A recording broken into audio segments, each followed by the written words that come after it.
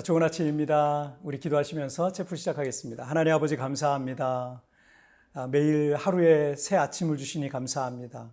그 하루가 세상의 종말이 아니라 하루를 실패했을지라도 또 다음 날이 되면 또 다른 기회가 주어지고 또 다른 하루의 시작을 주신 하나님, 오늘 하루도 주님과 함께 하나님이 주신 그 기회와 또 하나님의 날들 속에 믿음으로 승리하며 또 평안한 하루를 보낼 수 있도록 도와주옵소서. 무엇보다도 예수의 이름 앞세우고 믿음 앞세우고 무엇이든지 믿음으로 행할 수 있도록 하나님 은혜를 베풀어 주옵소서. 감사하며 예수님의 이름으로 기도하옵나이다. 아멘. 자, 오늘 우리에게 주신 하나님 말씀은요, 마태복음 10장 40절부터 11장 1절까지 제가 봉독해 올리도록 하겠습니다. 너희를 영접하는 자는 나를 영접하는 것이요 나를 영접하는 자는 나를 보내신 이를 영접하는 것이니라. 선지자의 이름으로 선지자를 영접하는 자는 선지자의 상을 받을 것이요 의인의 이름으로 의인을 영접하는 자는 의인의 상을 받을 것이요 또 누구든지 제자의 이름으로 이 작은 자 중에 하나에게 냉수 한 그릇이라도 주는 자는 내가 진실로 너희에게 이르노니 그 사람이 결탄코 상을 잃지 아니하리라 하시니라. 아멘. 여러분, 어떤 경찰이 범죄 혐의가 있는 사람을 체포할 때 경찰이 그 피의자가 의심스럽다고 해서 무조건 무작정 체포하고 구금하고 가택 수사 같은 것들을 압수수색 같은 거를 마음대로 할 수가 없어요.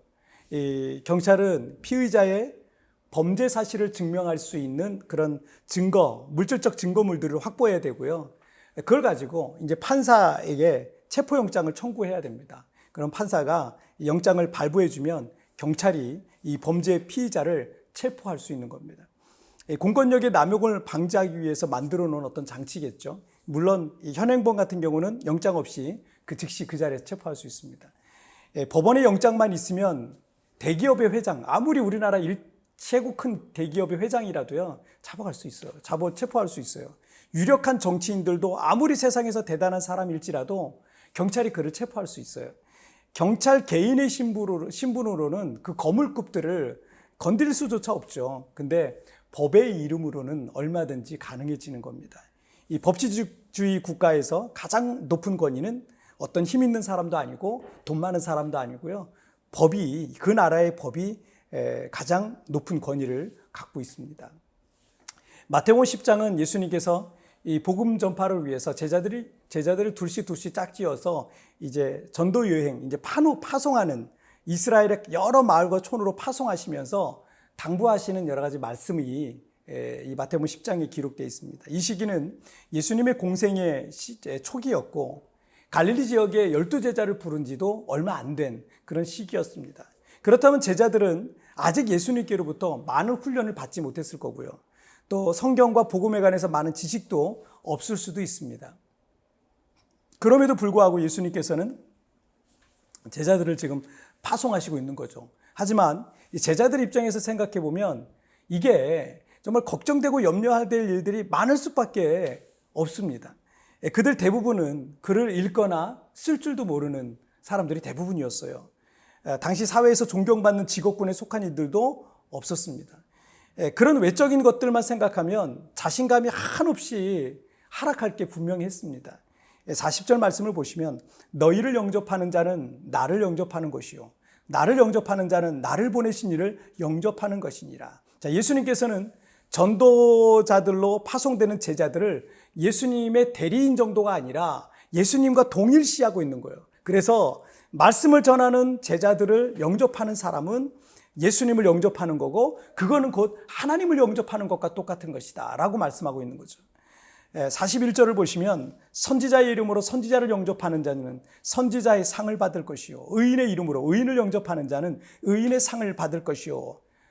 자, 그리고 이 복음을 전하는 사람들을 영접하는 자들에게는 선지자의 상을, 의인의 상을 줄 것이라는 약속의 말씀이 함께 기록되어 있습니다. 전쟁이라는 것은 최전방에서 싸우는 전투병이 있죠. 그리고 군수물자와 물품 등을 먹을 것이라든지 무기라든지 지속적으로 공급해주는 보급병이 있습니다. 최전방에서 싸우는 전투병이 아무리 탁월한 전투력을 갖고 있다 할지라도 후방에서 군수물자와 또 식량 같은 것들을 제때 보급해 주지 않게 되면요, 그 전쟁은 패할 수밖에 없는 겁니다. 그 전쟁은 최전방의 전투병과 후방의 이 보급병이 함께 전투하고 있는 거예요. 제자들이 하나님 나라의 복음을 전파하는 전도자로 사역할 때 그들을 영접하고 돕는 이들도 함께 그 사역에 동참하고 있는 거예요.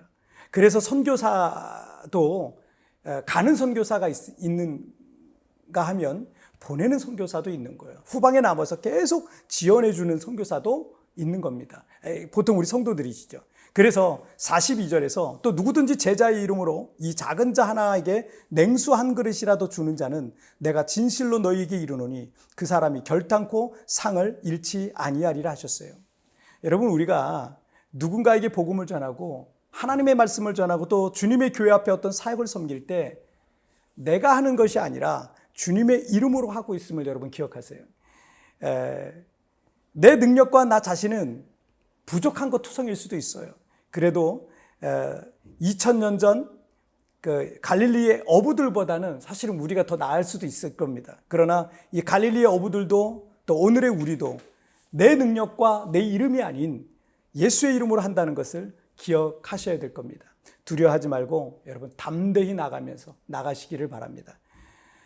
또 한 가지 교훈은 최전방에서 사역하는 목회자와 사역자들과 봉사자들에게, 교회에도 앞에 나서서 일하시는 분들이 계시잖아요. 여러분 적극 협력하시고 격려하시고 섬겨주십시오. 최전방 전투병과 후방의 보급병이 하나이듯 우리는 하나가 되어서 하나님의 뜻을 이루어 가야 될 겁니다. 그리고 놀라운 게 뭔지 아세요? 최전방에서 일하는 사람이나 또 후방에서 보급해 주는 사람이나 상은 똑같습니다. 오늘 여러분이 무엇을 하든지 예수의 이름 앞세우고 나가는 그런 복된 하루 되시기를 주님의 이름으로 축복합니다. 우리 찬양 같이 드리시도록 하겠습니다. 이 세상을 살아가는 동안에 나의 힘을 의지할 수 없으니 가기도하고 낙심하지 말 것을 주께서 참 소망이 되심이라. 주의 길을 걸어가는 동안에 세상의 것 의지할 수 없으니 감사하고 낙심하지 말 것을 주께서 참 기쁨이 되심이라. 하나님의 꿈이 나의 비전이 되고 예수님의 성품이 나의 인격이 되고 성령님의 권능이 나의 능력이 되길 원하고 바라고 기도합니다. 하나님의 꿈이 나의 비전이 되고 예수님의 성품이 나의 인격이 되고 성령님의 권능이 나의 능력이 되길 원하고 바라고 기도합니다.